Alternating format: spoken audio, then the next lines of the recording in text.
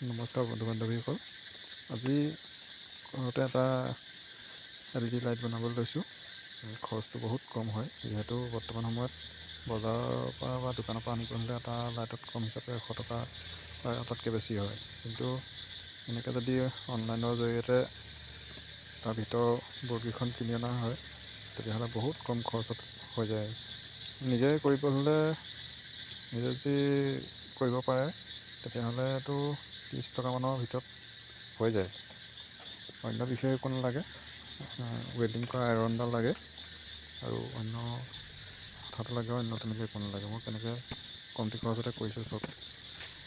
সেই পুৰণা বাল্বৰ বস্তুবিলাকতো ভাল হৈ থাকে, সেইখিনি খুলি লৈ পেলাই তাত এই বগা দুডাল হ'ল AC ছাপ্লাই, এইডালত AC আহিব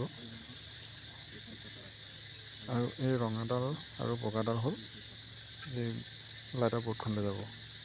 এইখনলৈ ইয়াত ধুনীয়াকৈ মাৰ্ক দি থোৱা আছে, এইটো পজিটিভ হয়, এইটো নিগেটিভ হয়।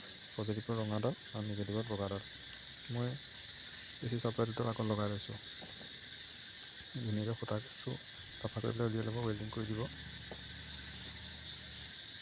তাৰপিছত এই বৰ্ডখন এনেকৈ সোমোৱাই লৈ পেলাই মই এইটো হেৰি কৰিবলৈ এনেই দেখুৱাইবলৈহে কৰিছোঁ ভিডিঅ'টো। এখন বৰ্ডত তেনেকৈ পেজ এখন লগাই ল'ব। ইফালে যোগ চিনটো ওলাই আছে দেখিছেনে? যোগ চিনৰ ৰঙাডাল আৰু বিয়োগ চিনত বগাডাল লগাই দিব। পোহৰটো যথেষ্ট ধুনীয়া হয়। মই যোৱা বছৰ ডিচেম্বৰ মাহৰ 15 তাৰিখে লগাইছিলোঁ, তেতিয়াৰ পৰা বৰ্তমান এতিয়ালৈকে জ্বলি আছে। ধন্যবাদ।